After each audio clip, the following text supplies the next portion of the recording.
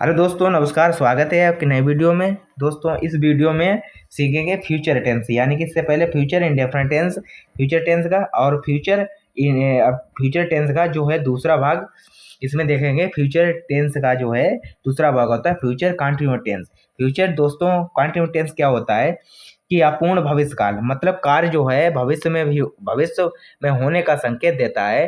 भविष्य में हो रहा है या सतत सतत रहने का प्रकट करता है, किंतु काम जो है पूर्ण नहीं हुआ, अपूर्ण है। काम जो है अभी पूर्ण नहीं हुआ, अपूर्ण है। ठीक है। ना तो ये कार्य न तो ये बताता है कि कब शुरू हुआ और कब खत्म होगा। ठीक है, लेकिन ये अपूर्ण सतत में रहने का संकेत देता है। कैसे? काम वाक्य सतत रहने का प्रकट करता है। वाक्यों में समय की अवधि दी हुई होती है, दी हुई नहीं होती है, मतलब अवधि नहीं दी होती है, लेकिन काम काम जो है सतत में रहने का समय दिया जा सकता है। इस काल के वाक्यों में हिंदी में अंत में रहा होगा, रही होगी, रहे होंगे, रहा हूँगा, ऐसे आदि आते हैं। क्या? आदि आते हैं। दोस्तों, अब बनाएंगे कैसे कि इन वाक्यों को हम कैसे बनाते हैं? दोस्तों, इन वाक्यों को फ्यूचर कंटिन्यूअस टेंस के वाक्यों को जो साधारण वाक्यों में आई तथा बी के साथ शैल बी तथा सभी कर्ताओं के साथ विल बी, शैल बी और विल बी। अब वर्ब की जो है फर्स्ट फॉर्म के साथ में इंग का प्रयोग करते हैं। क्रिया की इंग फॉर्म का प्रयोग करा जाता है। कैसे? जैसे हम अपना कार्य कर रहे होंगे भविष्य में बताता है, सतत रहने का, मतलब कंटिन्यू रहने का संकेत देता है। हम अपना कार्य कर रहे होंगे। तो we shall be doing our work. वह गाना गा रही होगी। तो he will be singing a song. मैं शाम को खेल रहा हूँगा। तो आई के साथ क्या बताया? Shall be. ठीक है। तो I shall be playing in the evening. मैं शाम को खेल रहा हूँगा।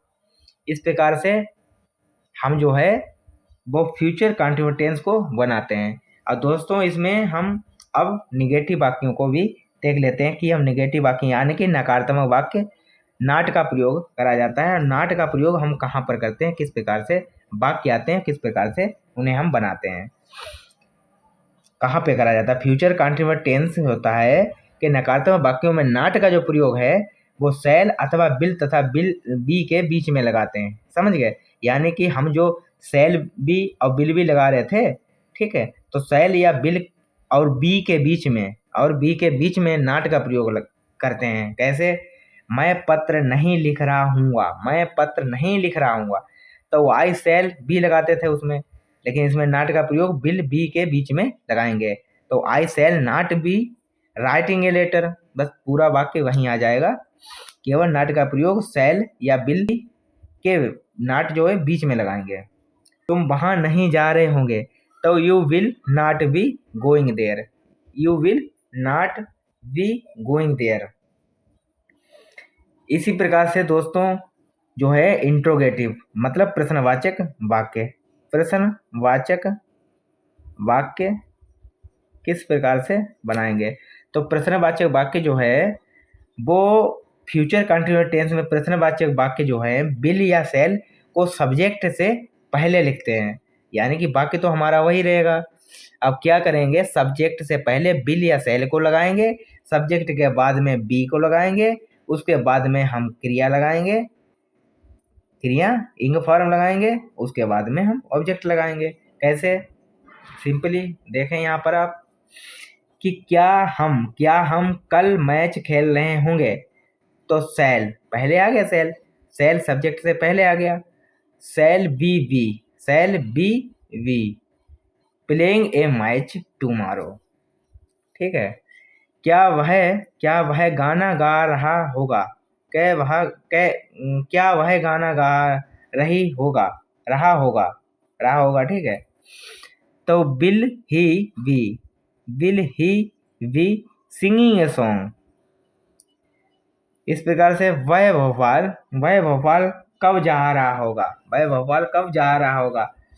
तो यानी कि जब हम प्रश्नवाचक वाक्यों में अगर जो प्रश्नवाचक कोई शब्द हो तो उसे हम सबसे पहले लगा देते हैं, मतलब शैल या बिल के पहले लगा देते हैं प्रश्नवाचक कोई शब्द हो उनकी अंग्रेजी। तो यहाँ प्रश्नवाचक शब्द है वैन, मतलब कब, तो उसे हम बिल से पहले लगाएंगे, उसके बाद में सब्जेक्ट लगाएंगे, बिल के बाद में सब्जेक्ट लगाएंगे। तो when will he be going to Bhopal.